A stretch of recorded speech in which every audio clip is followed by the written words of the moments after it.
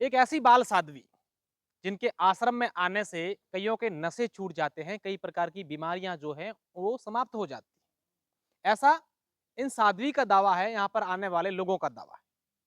आज हमारे साथ साध्वी स्वयं है कि किस तरीके से नशा छोड़ने के लिए इंसान को न जाने कितने प्रयास करने पड़ते हैं।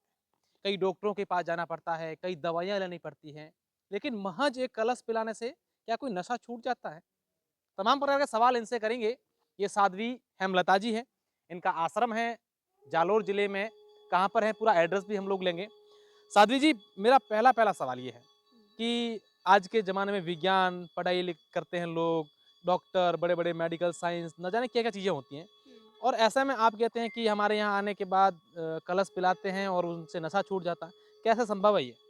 ये सब भगवान दत्तात्रेय जी की कृपा से। और देखो कि एक जल तो कुएं का भी होता है, वो पीने से तो नशा नहीं छूटता है।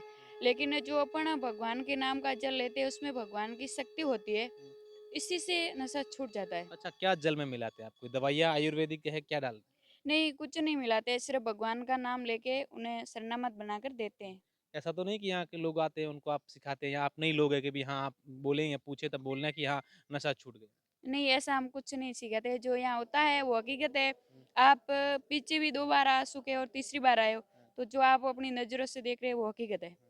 तो क्या कहते हैं लोग कौन-कौन सा नशा करते हैं और यहाँ आने के बाद छूट जाता है?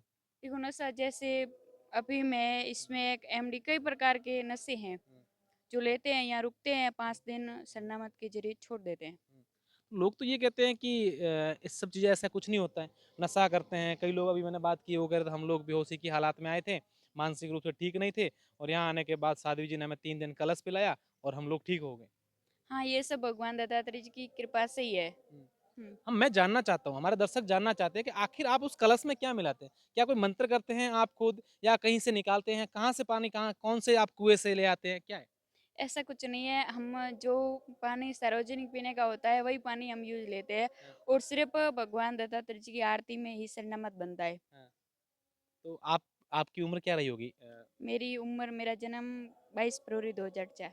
2004 आपकी हाँ, उम्र महज़ मतलब आप 19। 19 वर्ष की हैं। हुँ। 19 वर्ष में इतने लोगों का भला कर रहे हैं। तो साध्वी जी ये क्यों नहीं कर लेते आप एक बड़ा अस्पताल खोल दें?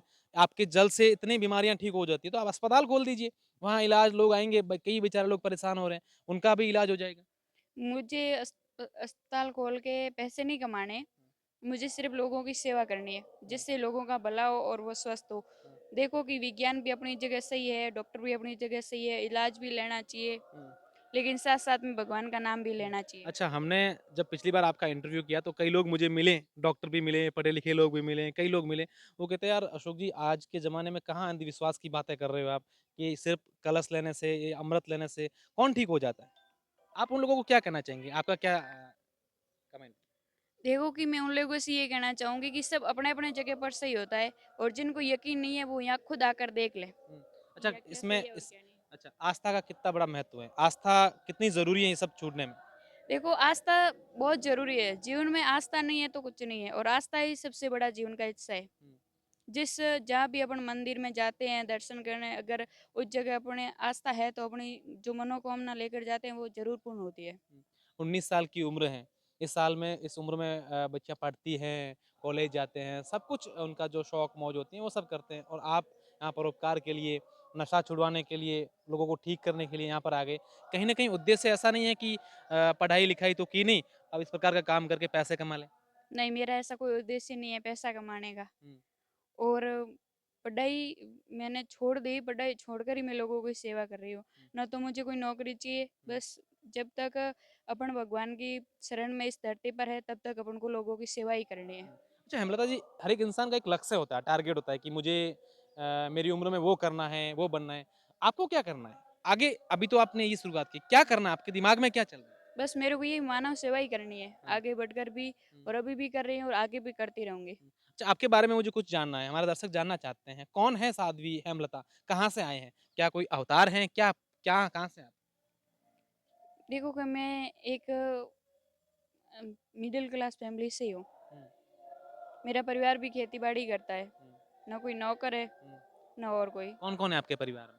सब है, दादा-दादी, हुँ, पापा, मम्मी, भाई, एक छोटा भाई है मेरे से, और मैं एक ही सिस्टर हूँ। हुँ। तो आप जब यहाँ इस प्रकार का काम आपके परिवार वालों लोगों ने आपके पापा ने मना नहीं किया मम्मी ने कि भई नहीं बेटा नहीं जाना है, ऐसा नहीं करना है या फिर जाओ सपोर्ट करते हैं, आते हैं आपके पास कभी? हाँ, पहले तो शुरू-शुरू में थोड़ा उनको अजीब लगा था क्योंकि लोग उन्हें भी कहते थे हुँ, कि भई ऐसा नहीं होना चाहिए, एक बेटी है तो बेटियों की हर तरीके से परेशानी झेलनी पड़ती है, चाहे वो हुँ, नौकरी लगे या कोई और भी अच्छा काम करे समाज में। हुँ, फिर उन्होंने सपोर्ट करना शुरू कर दिया। हुँ। तो मिलने आते हैं पापा-मम्मी कभी आपसे? हाँ, हाँ। क्या कहते हैं अब इस प्रकार के देख के क्या क्या कहते हैं, उनका क्या रिएक्शन रहता है? कुछ नहीं कहते बस उनका ही तो नाम रोशन हो रहा है। मैं अभी जैसे जानी जाती हूँ तो मेरे मम्मी-पापा के भी नाम से तो जानी जाती हूँ, उनका हुँ, तो नाम ही रोशन हो रहा है ना। हुँ। अच्छा, हेमलता शादी को हम एक बार जब सुनने आए थे तब उन्होंने कहा था कि मेरा एक रूप है, मैं अभी नहीं बताऊँगी, एक समय आएगा तब बताऊँगी। वो तो समय आने पर ही बताएँगे। हाँ। जब तक भगवान का आदेश नहीं होगा तब तक नहीं बताऊँगी। अच्छा, आप इतना सब कुछ करते हैं, कोई आपके ऊपर दैवीय शक्ति होगी? वो सब है लेकिन मैं समय आने पर ही बताऊँगी। अच्छा, तो कभी भगवान से आपकी मुलाकात होती है? आप मिलते हैं भगवान से? हाँ, समाधि योग द्वारा भगवान से मुलाकात भी होती है, योग द्वारा भी भगवान से मुलाकात होती है। हुँ। साध्वी हेमलता की दिनचर्या क्या रहती है? कितने बजे साध्वी जी उठते हैं, योग करते होंगे, फिर पूजा-पाठ करते होंगे, फिर लोग आते हैं उनकी बातें समस्याएँ सुनते होंगे, उनको समाधान करते होंगे, क्या दिनचर्या है? यही सुबह से लेकर शाम तक जो भक्त आते हैं उनकी सेवा करते हैं। हाँ, जो आश्रम में कार्य चलता है जैसे निर्माण का कार्य उनको भी देखना पड़ता है। हाँ, यही रहती है। हाँ। अब आखिर में क्या कहना चाहेंगे? आपके भक्तों को क्या कहना चाहेंगे? हम तो ये कह रहे हैं लोग हमसे हम आज आपका इंटरव्यू लेने इसलिए यहाँ से गुज़र रहे थे, तो हमने सोचा क्यों नहीं आज इनका इंटरव्यू ले लें, इनसे इनके यहाँ पर लोग हैं उनसे जान लें। आज हम अचानक से आए हैं और ये जानने के लिए आए हैं कि लोग कहते हैं कि सब ऐसा नहीं होता है। हम आपसे इतनी सारी ये सवाल किए कि क्या उन लोगों को तमाम लोगों को आप जवाब देना चाहेंगे?